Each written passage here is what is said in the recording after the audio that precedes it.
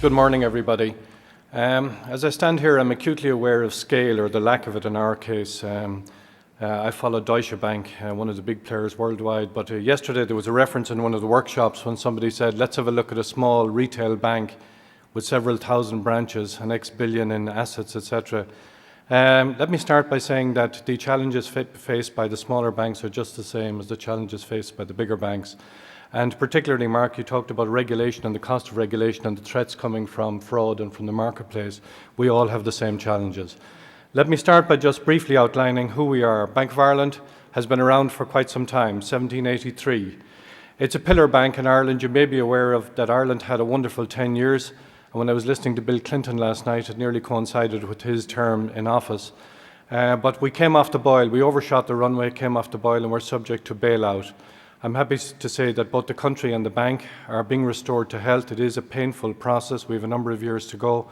However, we did a recent capital raising, private capital raising of 4.22 billion, most of which came from this side of the Atlantic, which showed the confidence in us as a bank, but also in Ireland as a country. We are systemically important to the Irish economy. We're very much linked into both the consumer, the SME, and the corporate economy. And the health of the economy and the health of the bank are very much intertwined, as indeed are the challenges. Total asset size, 155 billion, 14,000 employees, about 300 branches, and a typical mix of capital markets, retail banking, etc.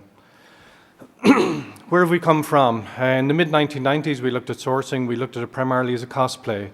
When we were faced with major investment in technology, etc., we looked for a strategic partner. But I think with hindsight, we were handing a problem to somebody else.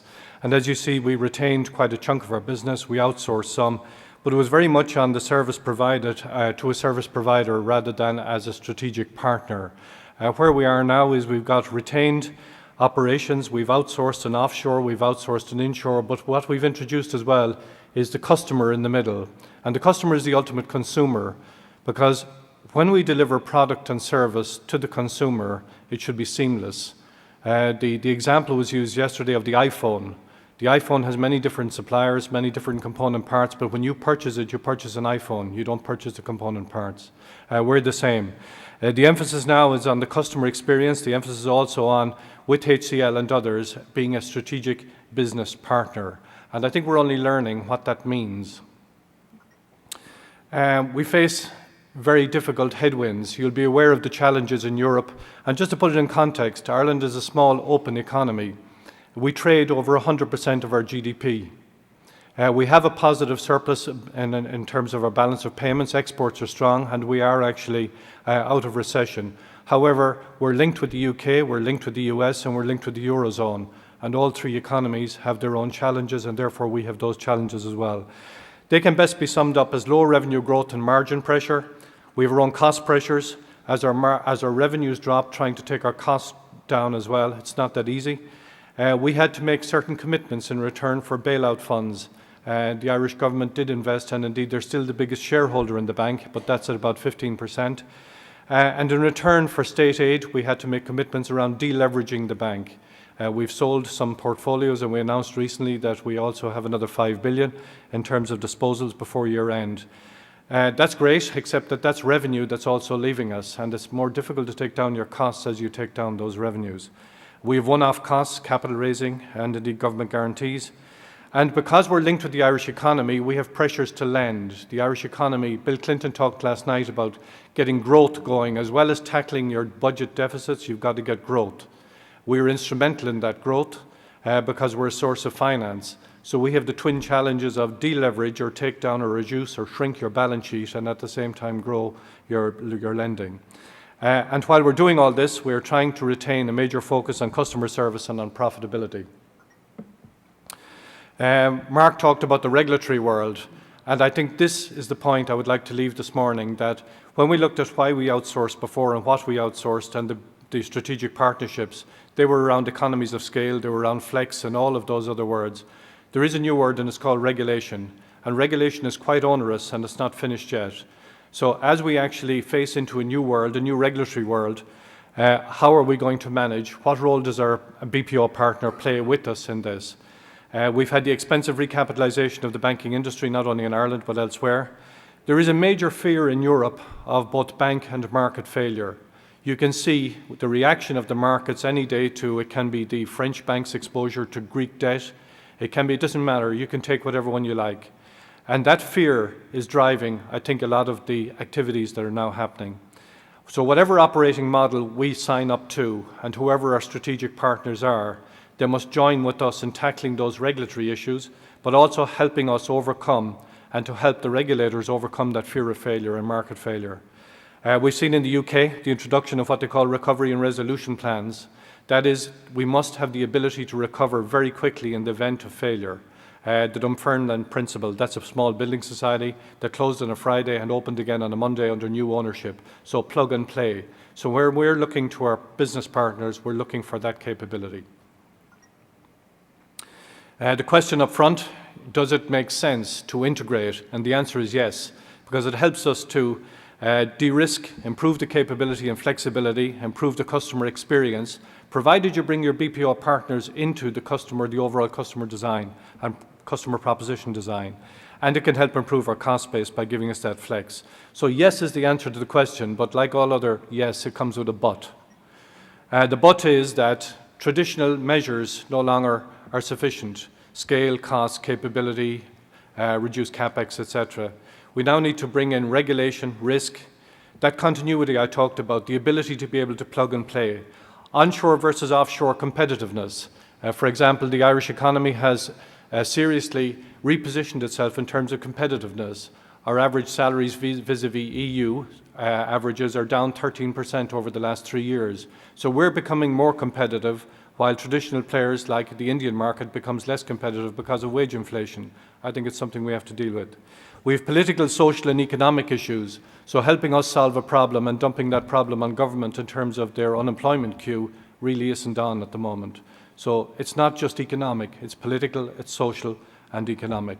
And we have national pressures to protect jobs and to protect incomes, and when you have 14% unemployment, to make sure that whatever you do, you don't make that worse. So you can see it's quite complex. So we move from transaction-centred to customer-centric. We've got to make sure we keep the customers with us as we go through this painful adjustment. We need to align across culture, brand and customer proposition. Very easy to say, difficult to do. What is your customer? We're customers of HCL in this case. What is our customer proposition to them? What's their customer proposition back to us, and how can we make sure that we're aligned? The iPhone example, seamless delivery. Innovation. We heard yesterday morning about the problem when everybody comes together, how you're all insiders, and insiders do not automatically innovate, that you need to be in some way to be an outsider. So as we bundle all of this into a smaller number of tier one suppliers, where is the innovation going to come from? It traditionally came from niche markets, from niche players. Well, as we all grow together, we've got to make sure we don't lose that. Technology enables transformation, bringing the wealth of experience that you have in dealing across multiple continents, multiple customers, different cultures, bringing that to bear, and partnership. I think, therefore, it requires a different way of thinking, investing in the relationships more than just in the contracts or just in the balance sheet and P&L, investing in the decision makers who may not always be the SMEs. So you've got to invest wider than just the SMEs, becoming our trusted advisor and leading in the investment. I mean, I was coming here on Saturday evening and you read some quotes from Walt Disney. Well, imagine if Walt Disney turned around and he said, you know, if the people come to Florida, I will put in a park, the Disney theme park. It doesn't work like that. You put in the theme park first and then you attract the people. I think what we've got to do is think of that as we go forward, where, in other words, our BPO business partners, our IT and BPO business partners, do what Walt Disney did, invest up front and then attract the business. It won't work the other way around. Some of the challenges, we're now overly dependent on a small number of suppliers. How do you make that work? Lack of competition and innovation, which I've just touched on, wage inflation, and standardization. You'll hear that more and more, that we need to standardize our products and services, yet sometimes our customers are looking for more customization.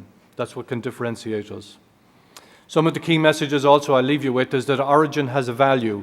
Go back to what I said earlier, there are pressure on governments, there are pressure on communities, on countries, and you can see it here in America, buy local. So if Origin has a value, what value can you put on the type of relationship you have with your IT and BPO provider? That plays into the onshore-offshore scenario. There is a crisis in the Eurozone, everybody knows that, but that's an opportunity as well as a challenge, because most of the players in the market don't know the way out. Banks cannot lead, they're focused on recapitalisation and core business, and they cannot justify that investment. They don't have the money. ITO, BPO providers must invest, or others will. Private equity could do this. Infrastructure first opportunities will follow, and I would urge you to think beyond financial services, think of utilities, because many of the services you provide are also the same services that are required by the utilities. Finally, I'll leave you with one slide, and it struck me listening to some of the speakers yesterday. If you look at modern day management, what is it all about? It's primarily around productivity, efficiency, short-term horizon. That applies to governments as much as to business people. And I think that that's squeezing the life out of our ability to think. Listening to Bill Clinton yesterday, again, what he was saying is we need to think our way through this, not manage our way through it, we need to think our way through it. Doing something faster and cheaper, that's fine, but if you're not doing the right thing. So where are we in terms of creating that space for people to think? Who are the thinkers in your organization? Who are the leaders in your organization? Who sets the agenda? And I would urge everybody to create the time and space to think. The statue on the right is a bronze statue that sits in Paris. It's called the Thinker, believe it or not, and it's by a guy called Rodin, and I think it sums up the point I'm trying to make. Thank you very much.